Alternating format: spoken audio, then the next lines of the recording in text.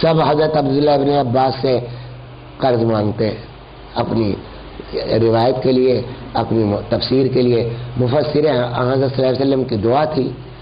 آپ تو بچے تھے اس وقت حضرت صلی اللہ علیہ وسلم کے زمانے میں، حضرت صلی اللہ علیہ وسلم نے ان کو دعا دی تھی کہ اللہ تعالیٰ تمہیں قرآن کا علم عطا فرمائے۔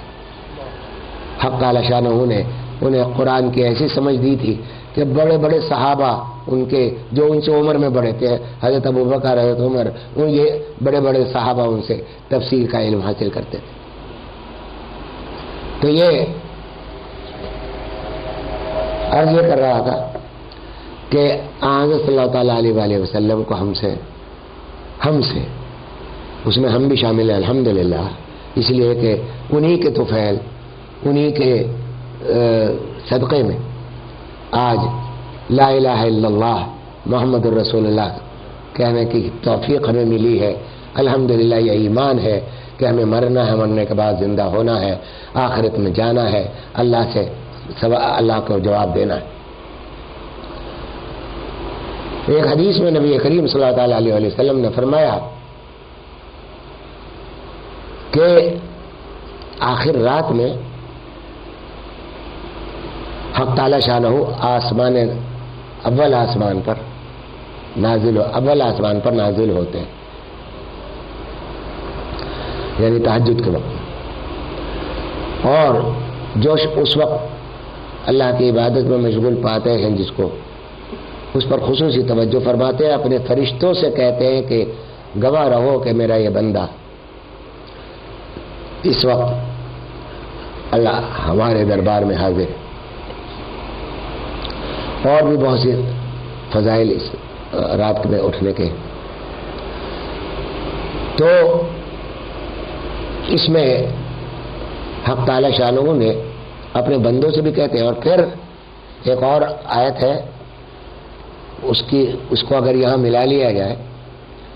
تو بہت سے مسائل پیدا ہو جاتے، بہت سے مسائل حل ہو جاتے۔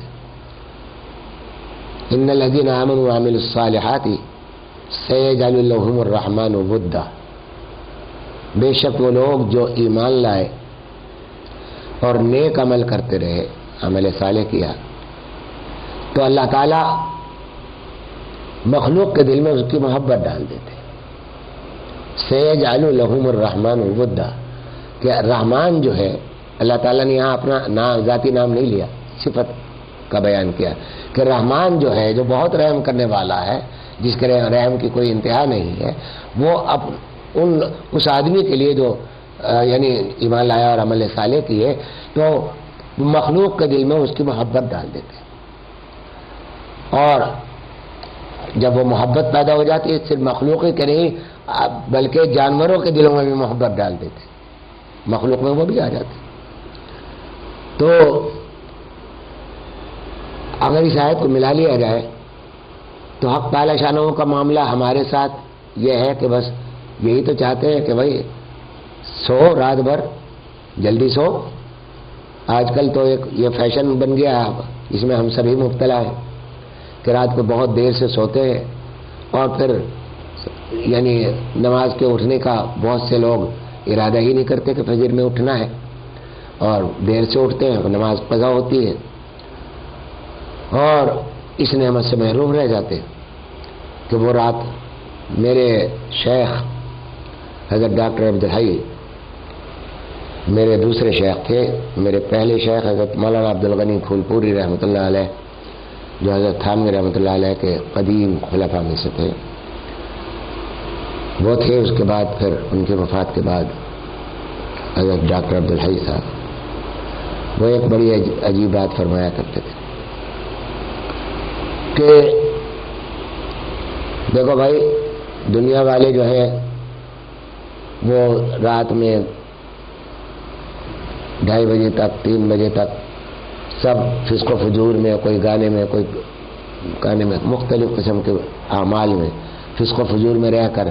اب وہ سو جاتے ہیں، کیونکہ ہر گناہ کی جس طرح آواز کی لہریں ہوتی ہیں، جس طرح آدمی آواز کی لہریں ضائع نہیں ہوتی، یہ ریڈیو جو ہے یہ آوازی کی لہروں کو کیچ کر کے آپ کو سنوا دیتے ہیں، ٹی وی پر بھی یہی ہے۔ تو غرض جس طرح آواز کی لہریں ہوتی ہیں اسی طرح گناہوں کی لہریں بھی ہوتی ہیں، وہ فضا میں چھا جاتی ہیں، فضا کو دھندلا کرتی ہیں۔ تو 2-3 بجے تک جو لوگ گناہ کرنے والے لوگ ہیں وہ اپنے گناہ کر کر کے تھک کے سو جاتے ہیں، اس کے بعد فضا صاف ہوتی ہے، یہ بادل گناہوں کے جو لہریں تھی وہ صاف ختم ہوتی ہے۔ اب ان کے اٹھنے کا وقت ہوتا ہے، جو اللہ کے بندے ہیں، جو اللہ سے محبت کرتے ہیں اور محبت کرنے والے اٹھ کر اس وقت اللہ کے سامنے پھر اللہ تعالیٰ سے وہ رحمتیں حاصل کرتے ہیں کہ جو ان لوگوں کے نصیب میں نہیں۔ حق بھی یہی ہے کہ اعمال رائے گا نہیں جاتے، نہ اچھا عمل رائے گا جاتا ہے نہ برا عمل جاتا ہے، سب ریکارڈڈ ہے، سب عمل میں آ رہا ہے۔ اور اب تو پہلے تو یہ بات شاید سمجھنی مشکل ہوتی ہوگی پچھلے زمانے کے لوگوں کو کہ صاحب ہمارے اعمال جو ہے ہماری ران بولے گی، ہمارے ہاتھ پاؤں گواہی دیں گے، سمجھے، یہ بات بہت مشکل ہوتی ہوگی۔ اور اب تو کچھ بھی مشکل نہیں کہ اب تو اعمال یا تو ہوا کو ناپنے کے آلے پیدا ہو گئے ہیں، آپ تو گیس کو